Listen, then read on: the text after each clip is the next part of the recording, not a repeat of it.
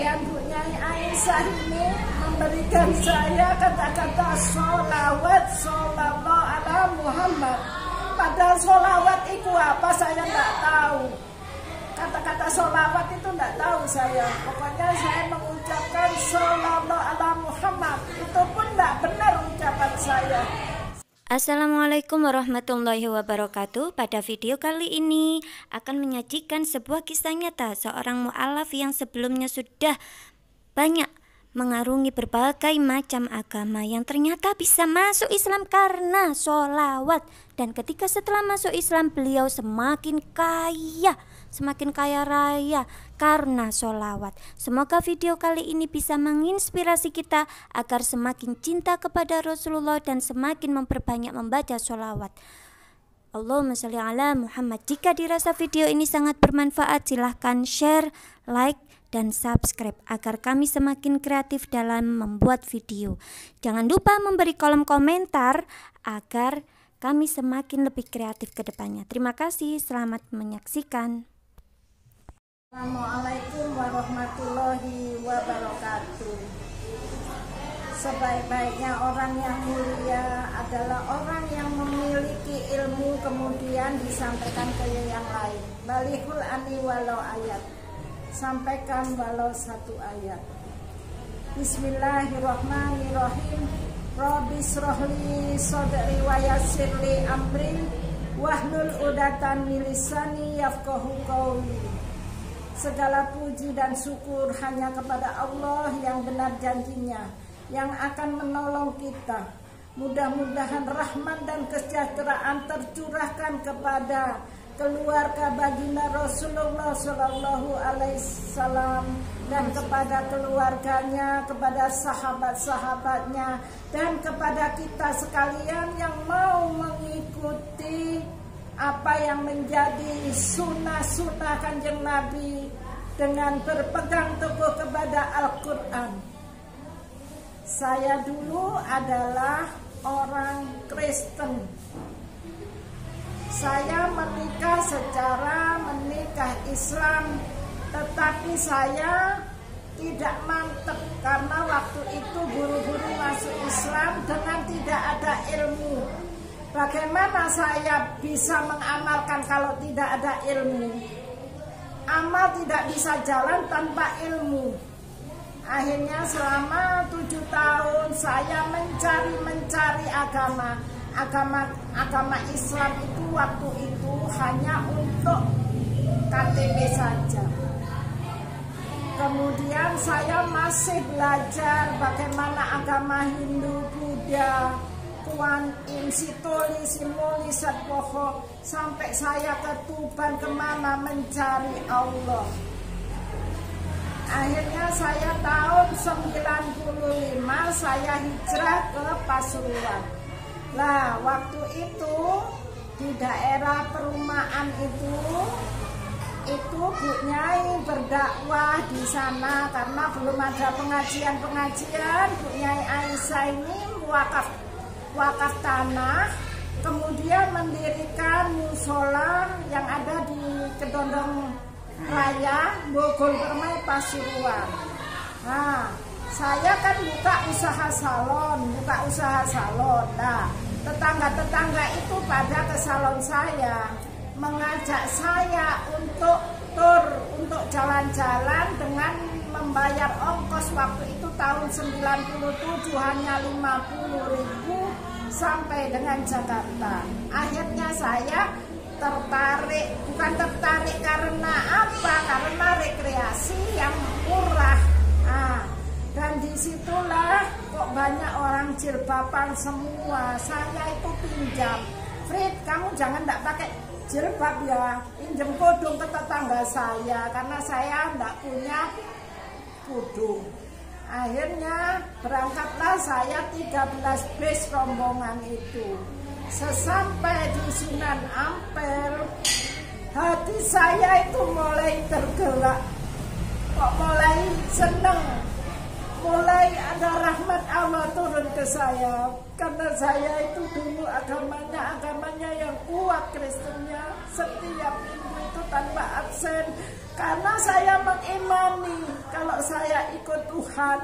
Dulu kata-kata saya bukan Allah. Kalau saya ikut Tuhan diberkati. Kalau engkau mendapat rezeki perpuluhan itu harus dikeluarkan, maka engkau tidak akan kere, tidak akan miskin. Itu pelajaran daripada Kristen. Tetapi waktu itu saya tidak 10 perpuluhan, tidak 10%, tetapi 50%. Memang benar rezeki saya banyak.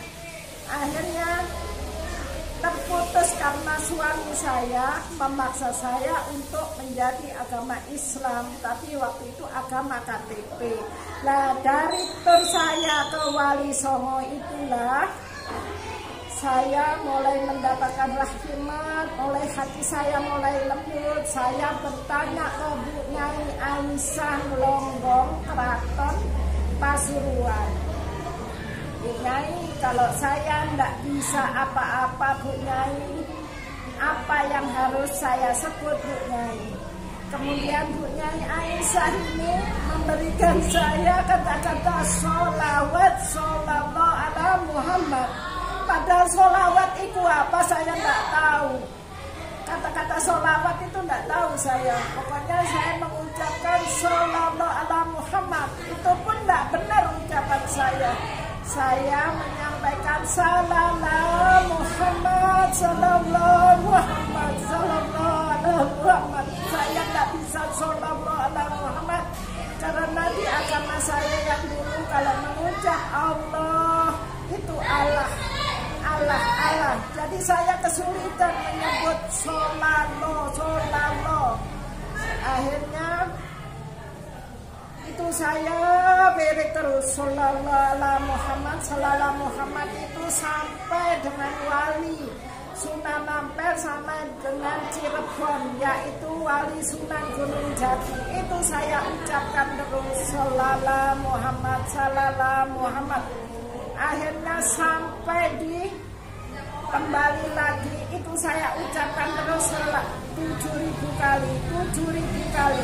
Sallallahu Muhammad, tapi tidak sholat, belum tahu ilmunya. Nah, baca salawat 7.000 kali itu saya sambil mencari kitab di toko-toko buku agama. Kemudian panggil guru ngaji saya Pak Miftah, yaitu belajar Abatasa sampai bisa baca Quran itu sama Pak Miftah waktu itu. Kemudian saya ucapkan terus sallallahu Muhammad. Meskipun saya seorang mantan Nasoro, tapi karena saya mengetuk hatinya Nabi Muhammad Sallallahu Alaihi Sayyidina Muhammad, akhirnya baginda Rasulullah menyampaikan kepada Allah, karena saya sudah mantap. Akhirnya apa yang menjadi permintaan Nabi Muhammad Sallallahu Alaihi Wasallam tidak pernah ditolak oleh Allah. Karena saya selalu mengetuk hatinya Rasulullah Sallallahu Muhammad 7.000 kali. Kemudian Ibu Nyai Aisyah ini, Bu Nyai, kalau saya kepengen berkah, kepengen tak kere, Bu Nyai, surat apa yang saya baca? Saya dibelikan buku oleh Bu Nyai Aisyah ini, buku sepenggal-penggal buku itu isinya waqiah tok. Ada latennya, ada artinya. Facebook sampean bocor. Akhirnya saya baca setiap asar 14 kali. Surat Al-Waqiah yang artinya kiamat. Kemudian saya baca itu, Masya Allah, luar biasa kehidupan saya. Akhirnya saya ingin menjadi Islam yang sempurna sesuai dengan Al-Quran. Ya ayyuhalladzina amanu khulu fi silmi kafah wa ala tattabi'u khutuwati syaiton innahu lakum aduwwun mubin. Hai orang-orang yang beriman, masuklah engkau ke dalam Islam secara keseluruhan. Sesungguhnya agama Islam itu adalah berpegang teguh kepada syariat-syariatnya. Agama Islam adalah agama perdamaian. Sesungguhnya setan itu musuhmu yang amat nyata. Jadi kalau saya masuk Islam, karena keimanan itu tidak bisa ditukar dengan harta. Saya pun sering dakwah kepada orang Nasoro, kamu coba ya baca selawat nanti seperti saya. Katanya, jawabnya, seumur hidup Bu, saya tidak akan masuk Islam. Oh belum, kamu belum dirahmati. Memang orang syiar agama itu harus sabar. Kemudian disitulah saya ngepel Bu Nyai jam 2 malam. Bu Nyai, saya benar-benar mantap yakin saya ingin menjadi Islam yang diangkat derajatnya oleh Allah. Saya tidak mau kalau saya masuk Islam menjadi kere, tidak mau. Karena Allah itu kaya. Tergantung kita. Kalau kita banyak bersolawat kepada baginda Rasulullah, hidup kita dimuliakan dunia dan akhirat. Keselamatan hanya kepada syafaat dari baginda Rasulullah Sallallahu Alaihi Wasallam. Karena apa? Karena Al-Quran itu ringkasan daripada kitab Zabur, Taurat, Injil. Diringkas jadi satu menjadi Al-Quran. Kemudian saya kalau di dalam Kristen itu kan kalau kita menabur pasti kita menuai. Itu ada di dalam surat Matius. Kalau engkau menanam satu biji sesawi maka akan tumbuh. Nah, di dalam Al-Quran surat Al-Baqarah juga ada. Dalam surat Al-Baqarah itu juga ada di dalam Islam, yaitu kalau engkau menabur satu biji maka akan tumbuh 7 tangkai, dan setiap masing-masing tangkai itu akan menghasilkan 100 biji. Jadi kalau kita menanam satu, dibalas oleh Allah 700 kali lipat, luar biasa. Dan dari situlah saya memang kebiasaan kan di Kristen membayar perpuluhan. Jadi untuk sedekah ke jalan Allah itu sudah terbiasa. Akhirnya saya tiada keraguan untuk meminjamkan harta saya ke jalan Allah. Jadi sedekah itu bukan kita hilang, tapi meminjamkan harta saya ke jalan Allah akan dilipat gandakan menjadi 700 kali lipat. Tanpa saya buktikan, saya tidak akan merasakan itu. Akhirnya Bu Nyai, saya telepon Bu Nyai, saya mau wakaf tanah. Bu Nyai, saya pada waktu itu hanya punya rumah satu, tanah satu. Tapi karena saya mantap yakin kuasa Allah pasti terjadi. Apa yang mustahil bagi Allah? Tidak ada yang mustahil bagi Allah. Pasti dahsyat balasannya. Kalau engkau berbuat baik kepada Allah, akan dahsyat balasannya. Tapi engkau berbuat jahat pun dahsyat balasannya. Kemudian dari situlah, waktu sebelumnya saya mimpi. Mimpi saya itu pada malam hari jam 1 malam itu saya mimpi rumah saya itu banyak gentong, padahal enggak ada gentong, punya jeding satu enggak ada gentong. Kok mimpi saya itu rumah saya gentong banyak. Kemudian gentong itu suruh tumpahkan semua. Saya tumpahkan, kemudian diisi oleh air. Nah, saya berangkatlah saya ke Jember, ditunjuk Kiai Iqbal yang ada di Jember.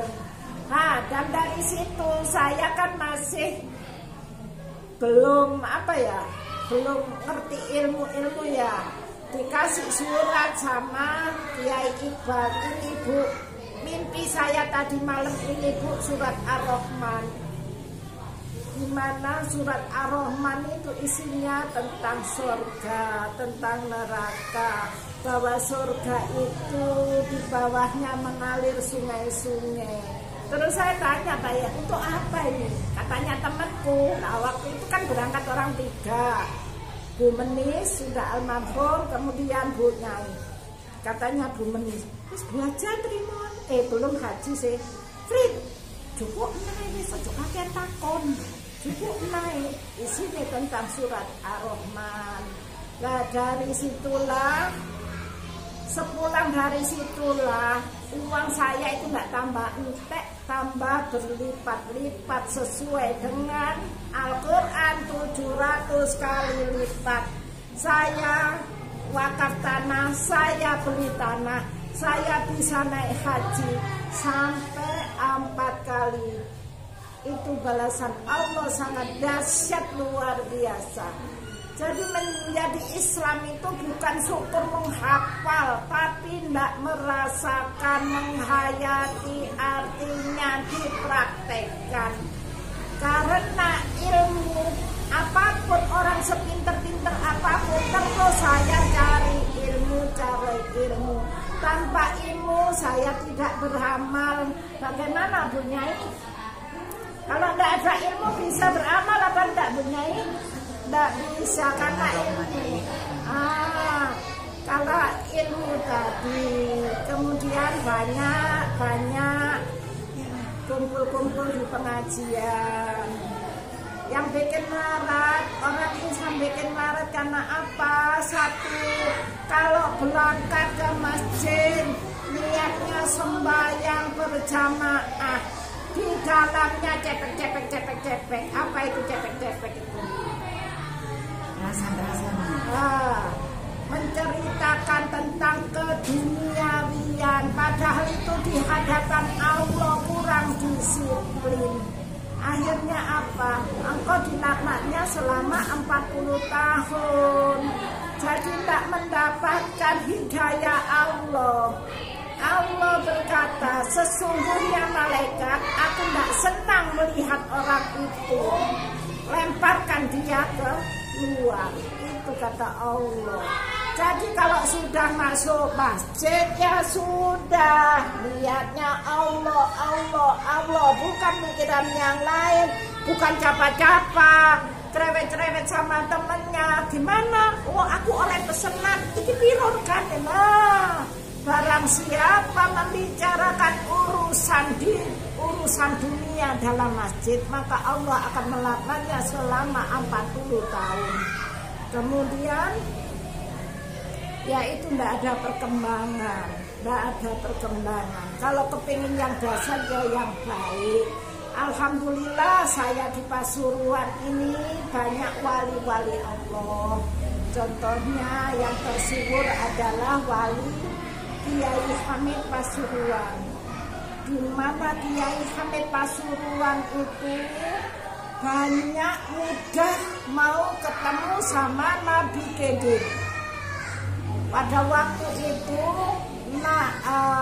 Kiai Hamid itu mengundang Kiai Yunus Tulungagung untuk datang ke pondok pesantrennya. Kemudian mengundang para ulama-ulama semua untuk datang ke pondoknya Kiai Hamid Pasuruan. Dia membicarakan beliau kalau hari ini nanti mulai subuh di rumah sampai dengan jam 12 siang nanti ada Nabi Khidir datang. Sesudah sholat subuh para ulama itu datang semua. Datang semua, sudah sholat subuh, agak siang sedikit datang pemuda, jalan-jalan. Nggak berpakaian seperti ulama. Terus ada orang itu di dalam hatinya batin. Iya, kok ada Nabi Khidir mau datang kok penampilannya seperti itu. Kemudian pemuda itu bersalaman kepada Yai Hamid. Yai Hamid mau cium Nggak mau Nabi Khidir itu. Kemudian Nabi Khidir langsung dirampas gini sama Yai Hamid, nggak mau dicium. Katanya orang-orang yang menghadiri itu tadi, oh mungkin itu memang etikanya Romo Kiai Hamid, jadi mesti mencium meskipun pemuda itu penampilannya seperti itu, dia memang menghormati orang, tetapi Nabi Khidir nggak mau. Sebentar kemudian Nabi Khidir itu berganti pakaian, membersihkan selokan-selokan. Pas jam 12 malam duhur, sesudah sholat duhur hilang sudah Nabi Khidir itu. Kemudian para jemaah ini bertanya, Romo Yai Hamid mana? Katanya Nabi Khidir datang. Lah itu seorang pemuda itu datang. Nah ini jadi pelajaran kita semua. Jadi kalau kita banyak mencari ilmu tentang karomah para wali-wali, kalau di tempatnya wali tidak ngomong, baca Yasin, senyum-senyum sambil omong-omongan, itu namanya gak benar di hadapan Allah. Terus tidak meremehkan orang apapun penampilannya. Allah tidak melihat kamu ganteng, kamu cantik. Allah tidak melihat kamu hitam atau putih, tetapi Allah melihat hati kita. Mana yang amalannya baik padaku? Alladzi khalaqal mauta wal hayata liyabluwakum ayyukum ahsanu amala wa huwal azizul ghafur. Wow, luar biasa ya. Nah, sekarang kita coba tanyakan lagi. Gimana perjalanannya Bu Frit? Kok bisa mempunyai nama sekarang Bu Haji Fatimah? Yo, kita tanya Bu Nyai, apa Bu Haji Frit ini yang menjawab? Oh iya, sekarang Bu Haji Fatimah. Ya, monggo. Saya mulai masuk Islam dengan kafah. Ibu Nyai Aisyah ini guru saya. Bu Nyai Aisyah ini memberi nama saya Fatimah, Siti Fatimah. Waktu itu saya tidak setuju, kok jenenge gitu Bu Nyai, kok tidak sing keren-keren Bu Nyai, wes nurut. Kenapa namanya kurang keren tak Bu Haji? Iya, kayaknya Fatimah. Nggak taunya waktu itu ilmunya kan belum sampai situ. Nggak taunya Fatimah Sayyidah. Kan belum, waktu itu kan masih keras hati, belum ngerti. Ayo Bu Nyai, gimana Bu Nyai kok memberi nama saya? Kenapa kok enggak yang lain Bu Nyai? Karena Sayyidah Fatimah itu anaknya, putrinya Rasul. Bu Nyai yang keras suaranya. Karena Sayyidah Fatimah itu putrinya Rasul, jadi saya berikan nama ke Frit biar lemah lembut hatinya. Amin. Kalau mau nggak terima ya saya ajak ke Nurul Huda, ke Pondok Singosari, Kiai Manan, ke Kiai Manan, ke Sidogiri, Pondok Al-Papa, ke Sidogiri.